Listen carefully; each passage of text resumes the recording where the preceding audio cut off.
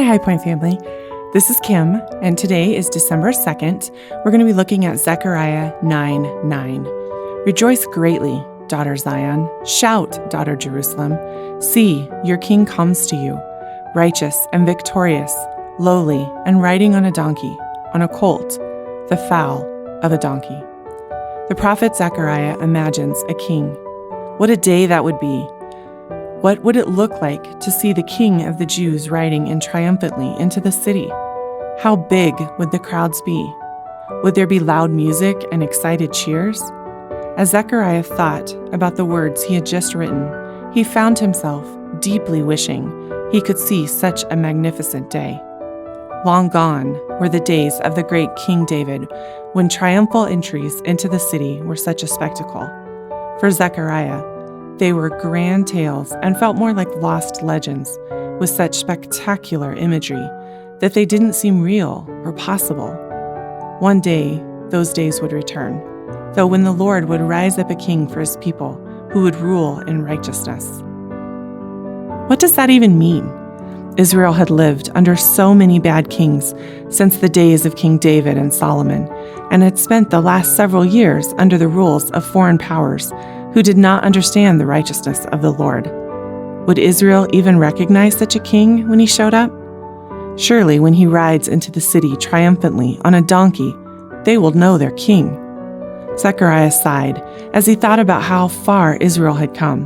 He thought of his daily walks and how sad they made him as he passed by the unfinished temple.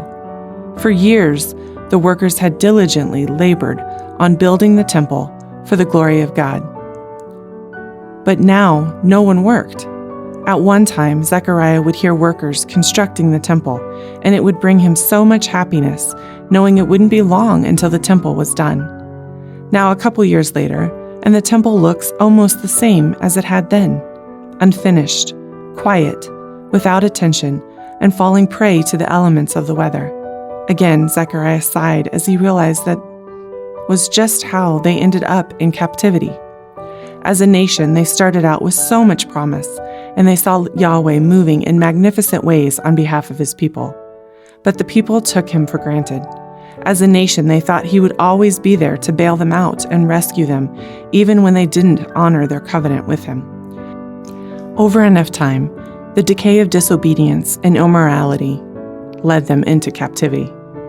You would think being set free and allowed to return to Jerusalem would change that. But the temple sat undone while the people lounged and sat back on their honor of being children of Abraham. Unfortunately, being children of Abraham wasn't getting the temple done, wasn't establishing them as a great nation again, and wasn't raising a triumphant king to the throne. Zechariah felt himself fill with joy as he thought of a mighty, triumphant king entering the city gates of Jerusalem.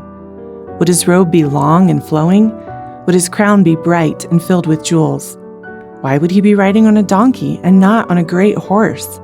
Why would he be lowly, a lowly king? Zechariah knew that there were many things about Yahweh that he didn't understand.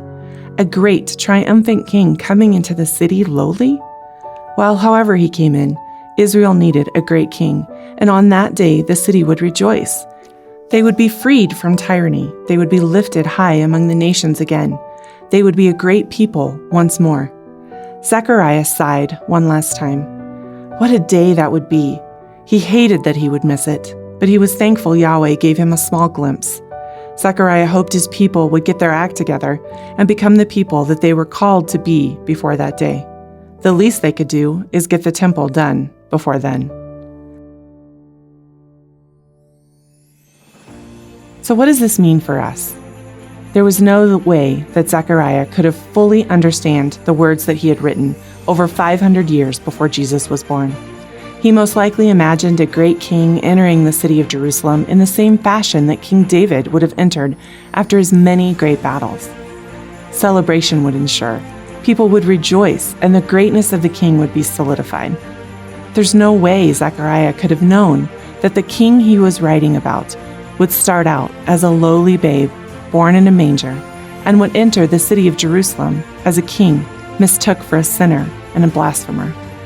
There's also no way that Zechariah would know that the temple he was waiting to see finished would serve as a stumbling block to recognizing the Messiah King. He couldn't know it would be religious rulers and leaders who would be the ones who would hang this king on a cross and crucify him. Apathy, disobedience, laziness, all of these led to the heart that are distant from God. But they also are easy traps to fall into. Getting into the routine of church, putting on our Sunday smiles, and speaking our Christianese are all signs of apathy that steals the joy of the Lord. Apathy, coupled with laziness, leads to disobedience and eventually rebellion. It is a path the Israelites went on in their journey into captivity, and the journey is no different for us. Today, I want you to consider where you are. Are you living a genuine, life-giving, joyful relationship with Jesus?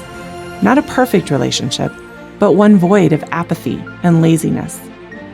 God doesn't call us to be perfect, but He does call us into an ongoing relationship with Him. During this Christmas season, consider the innocence of the Christ child laying quietly in a manger. One day, He would be the King of the Jews and of our lives. One day, He would willingly sacrifice Himself on a cross for your eternity. Today, will you sacrifice a few minutes of prayer, a few more minutes in the Scriptures, and a few dollars of gratitude or charity? Today, will you fight against laziness and apathy and actively live out your faith and relationship with the babe who is about to be born to the world?